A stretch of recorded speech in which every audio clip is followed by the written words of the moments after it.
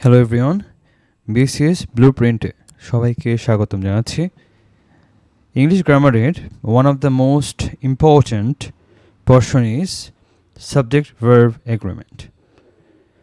যে কোনো কম্পিটিটিভ পরীক্ষার জন্য সাবজেক্ট ভার্ব এগ্রিমেন্ট সম্বন্ধে একটা বিশদ আইডিয়া রাখা অত্যন্ত বাঞ্ছনীয় বিষয়। আমরা মোটামুটি 160 রুলসগুলোকে অ্যাকুমুলেট করেছি। আশা করি এগুলোকে আমরা যদি ভালো করে আয়ত্ত করতে পারি, সবগুলো সাবজেক্ট ভার্ব এগ্রিমেন্ট রিলেটেড প্রবলেমগুলো সলভ করা যাবে। সো রুল নাম্বার 1, এটা হচ্ছে দ্য গোল্ডেন রুল। এটাকে একদম ফান্ডামেন্টাল ধরে আমরা আগাবো। কি অত্যন্ত সিম্পল একটা রুল, যদি সাবজেক্ট যদি সিঙ্গুলার হয় তাহলে ভার্বও সিঙ্গুলার, আবার যদি সাবজেক্ট যদি প্লুরাল হয় ভার্বও প্লুরাল। অর্থাৎ সাবজেক্ট এমন হলো যে উই তো প্লুরাল, সো ওর সাথে আর হবে, ওয়্যার হবে, বাট ইজ হবে না, কারণ উইটা তো একটা প্লুরাল সাবজেক্ট। ওকে, আবার সিঙ্গুলার সাবজেক্ট যেমন আইয়ের সাথে এম হবে, ওয়াজ হবে, বাট আর ওয়্যার হবে না। এটা একদম সিম্পল রুল যা আমরা সবাই জানি মোটামুটি। So exams will hide the main subject behind the long sentences or use basic incorrect pairings, always identify the real subject. So এটা তো আমরা সবাই জানি, বাট প্রবলেমটা কোথায় হয়, অনেক সময় যে দেখা যায় আমরা মেইন সাবজেক্টটাকে আইডেন্টিফাই করতে পারি না, কারণ সেন্টেন্সটা অনেক লম্বা থাকে, অনেকগুলো সাবজেক্টের মতো প্রতীয়মান হয়। কিন্তু মেইন সাবজেক্ট যদি আমরা খুঁজে না বের করতে পারি, ওই ক্ষেত্রে তো আমরা বুঝবো না যে আসলে এই ভার্বের জন্য কোন সাবজেক্টে অ্যালোকেট করা, তাই না? তো সেই জন্য এটা জানাটা খুব বেশি দরকার যে কোন সাবজেক্টটার জন্য কোন ভার্বটা এখানে অ্যালোকেট করা আছে। সো একটা এক্সাম্পল দেখি। The monsoon have in the past 5 days retreated from most parts of the country. এখানে কি হবে? মনসুনটা হচ্ছে অবশ্যই এটা সিঙ্গুলার। এবং আরেকটা জিনিস আমরা লক্ষ্য করব, এটা তো সিঙ্গুলার কাউন্টেবল নাউন, সো এর আগে অবশ্যই ডিটারমিনার বসতেছে দ্য মনসুন, কারণ আমরা জানি সিঙ্গুলার কাউন্টেবল নাউন কখনো একা বসে না, এটা আমরা পরবর্তীতে রুল আবার দেখব। সো এই জন্য এখানে দ্য মনসুন বসেছে।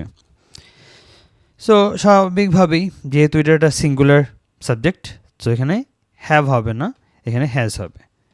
So monsoon is a singular, so correct have না হয়ে হ্যাজ হবে। So I goes to school, I goes হবে না, কারণ আই হচ্ছে কি, আই হচ্ছে এটা pronoun that takes the plural base from the verb. তো এই ক্ষেত্রে হবে আই গো টু স্কুল, কারণ আমরা জানি আই সিঙ্গুলার হলেও যেহেতু আইটা টু বি স্পেসিফিক, ভার্বের হচ্ছে প্লুরাল যে ফর্মটা আছে সেই ফর্মটাকে নেয়। অর্থাৎ এখানে যদি এমন থাকতো he goes to school, it is correct, but I goes to school এটা কারেক্ট হবে না। কেন হবে না? কারণ আইয়ের ক্ষেত্রে টু বি স্পেসিফিক, এটা হচ্ছে যে বেস ফর্মটা হবে, অর্থাৎ থার্ড পারসন সিঙ্গুলার নাম্বার হলে যেভাবে এস বা ইএস হয়, আইয়ের ক্ষেত্রে এভাবে হবে না। একদম বেসিক ফান্ডামেন্টাল নিয়ে আমরা আলোচনা করছি। Rule number 2, rule of proximity, অর্থাৎ নিয়ারেস্ট সাবজেক্টের জন্য যে rule. So when two subjects are connected, যখন দুইটা সাবজেক্ট কানেক্ট থাকে, কি দিই? Either or, neither nor, not only but also, or anything. The verb always agrees with the subject nearest to it, অর্থাৎ ভার্বের নিয়ারেস্ট যে সাবজেক্টটা থাকবে সেটা প্লুরাল সাবজেক্টও থাকতে পারে, আবার সিঙ্গুলার সাবজেক্টও থাকতে পারে। অর্থাৎ এই ক্ষেত্রে ভার্বটা যার ক্লোজে থাকবে সেটাই আমরা ইউজ করবো। যেমন either Ramesh or his friends কি, এটা প্লুরাল নাম্বার। সো এই ক্ষেত্রে যেহেতু নিয়ারেস্ট ভার্বের ইজের নিয়ারেস্ট কি ফ্রেন্ডস, যেটা হচ্ছে প্লুরাল, সো অবশ্যই ভাবটাও প্লুরাল ফর্মে থাকবে, অর্থাৎ আর হবে। Easy. Neither Amit or Raju R staying with his parents in Mumbai. So এখানে কি, রাজু এটা সিঙ্গুলার নাম্বার, একজন ব্যক্তি, অর্থাৎ এখানে ইজ হবে। ওকে,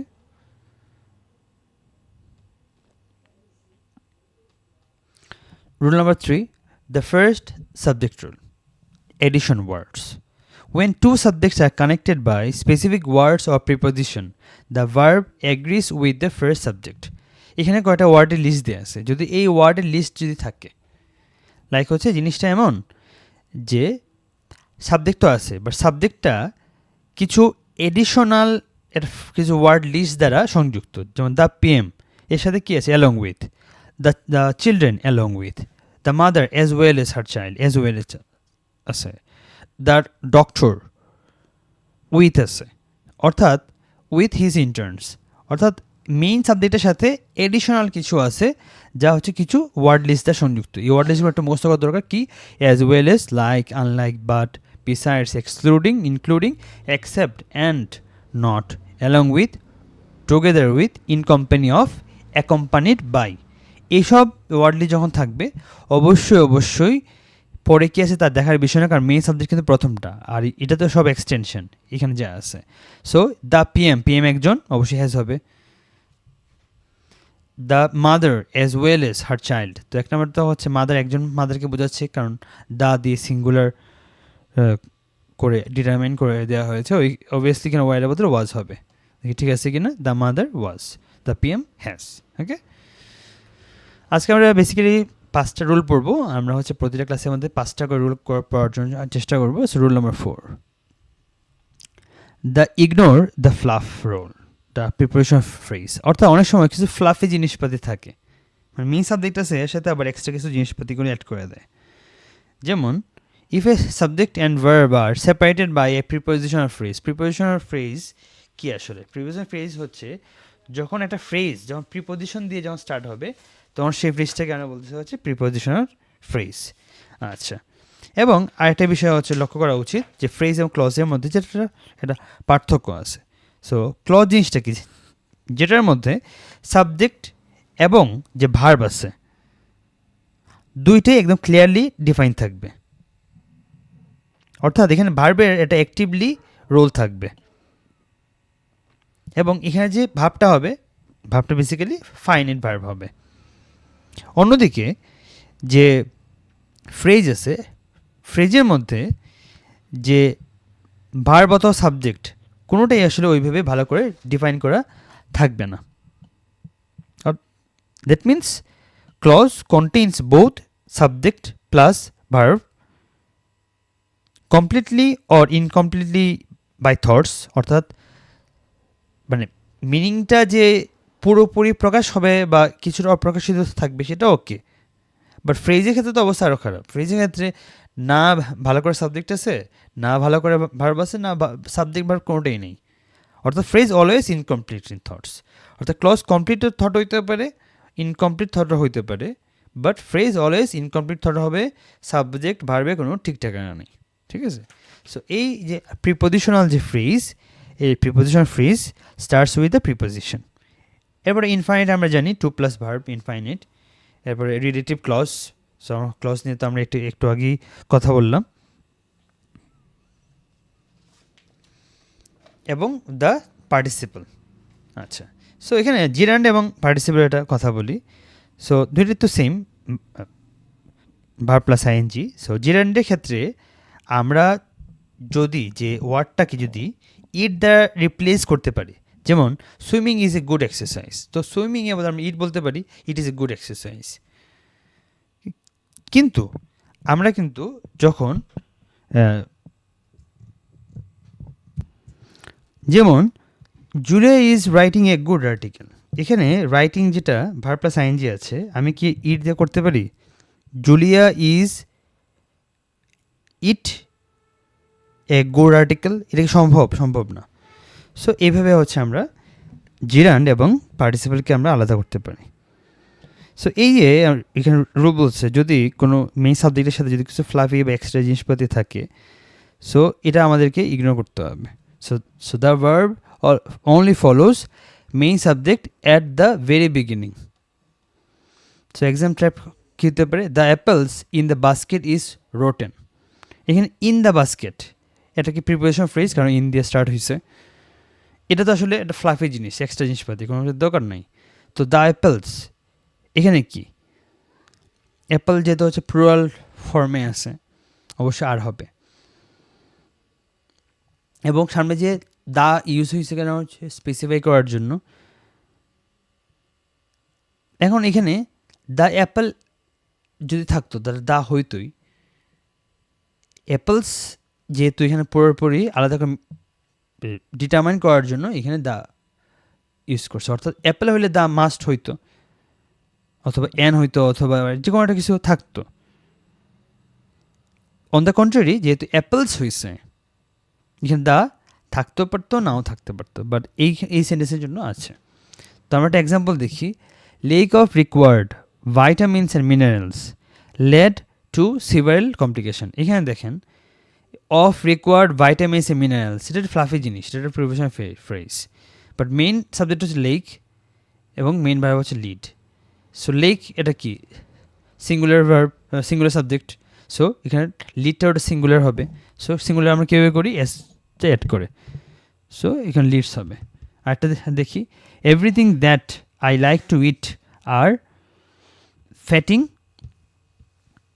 তো এটার মধ্যে হচ্ছে কি, এখানে মেইন সাবজেক্ট কি এভরিথিং, আর এখানে that I like to eat, এটা একটা ক্লজ। ক্লজ কী হবে, কারণ ইনফাইনাইট ভার্ব আছে, লাইক আছে, ওকে। আর ফ্যাটেন, ওকে। সো এখানে তো লাইকটাই তো আমরা বুঝলাম ফাইনাইট ভার্ব, তো এটার হচ্ছে একটা ক্লজ, এটা কি অ্যাডজেক্টিভ ক্লজ, ওকে। সো এখানে everything, everything is a singular noun, so অবশ্যই ইজ হবে, আর এর বদলে ইজ হবে। লাস্ট রুল আজকের ভিডিওর জন্য, সেটা হচ্ছে দ্য অ্যান্ড রুল, অর্থাৎ when two nouns are joined by and look at the context. তো এখানে তিনটা কেস হতে পারে। প্রথম কেস, এখানে যদি দুইটা যদি ডিফারেন্ট থিংস বোঝায়, যেমন হচ্ছে পভার্টি অ্যান্ড ডেভেলপমেন্ট, পভার্টি আলাদা জিনিস, ডেভেলপমেন্ট আলাদা জিনিস, এক্ষেত্রে দুটো জিনিস বুঝাইছে, অবশ্যই হচ্ছে তাহলে প্লুরাল ভার্ব হবে, গো হবে। বাট দুইটা জিনিস যদি একই সিঙ্গেল কনসেপ্ট অথবা ইউনিটকে বোঝায়, যেমন ব্রেড অ্যান্ড বাটার, একই কনসেপ্ট, কারণ ব্রেড অ্যান্ড বাটার দিয়ে একটা খাবার তৈরি, স্যান্ডউইচ টাইপের, সো এখানে অবশ্যই ইজ হবে। আচ্ছা, আবার টাইম অ্যান্ড টাইড, টাইম আলাদা জিনিস, টাইড আলাদা জিনিস, তো time and tide wait for none. আর ইচে যদি অ্যান্ড এভরি থাকে, সো অবশ্যই বিফোর ওয়ান অ্যান্ড টু এখানে অবশ্যই সিঙ্গুলার হবে, every man and woman has, okay. কারণ এভরি থাকা মানে একটা জিনিসকে বোঝানো। সো এক্সাম ট্রিক কী দিতে পারে, if an article or possessive is used once, যেমন the poet and author is coming, one person holds the job, তো সেটা সিঙ্গুলার। বাট যদি দুইবার ইউজ হয় the poet and the author, এখানে দ্য পয়েটও আছে আবার অ্যান্ড দ্য অথরও আছে, কিন্তু তো আপনার দুইটা মানুষকে বোঝাচ্ছে, এই জন্য ডিফারেন্ট পিপল, এই জন্য প্লুরাল হবে। আমরা একটু আগে বলছি যদি ডিভাইডেড সেন্স থাকে বা যদি ডিফারেন্ট জিনিসকে বোঝায়, তাহলে আমরা প্লুরাল ইউজ করবো, আর একটা ইউনিফাইড জিনিসকে বোঝাইলে আমরা সিঙ্গেল বা সিঙ্গুলার ফর্ম ইউজ করবো। যেমন এখানে একটা এক্সাম্পল আছে, টাইম অ্যান্ড টাইড, ওয়েটস দেয়া আছে, বাট টাইম আলাদা জিনিস, টাইড আলাদা জিনিস, so time and tide wait for none. Bread and butter is, তারপরে every man woman and child, এখানে কিন্তু আপনার এভরি আছে, সো এক্ষেত্রে হ্যাজ হবে, হ্যাজ বিন গিভেন হবে। So the poet and the author, এখানে কিন্তু আলাদা আলাদা দুইটা ব্যক্তিকে বোঝাচ্ছে, আর হবে, এখানে আর হয়েছে, okay. So thanks everyone for listening this video. আমরা নেক্সট যে ভিডিওতে rule number 6 to rule number 10 আলোচনা করব। সবাইকে অসংখ্য ধন্যবাদ।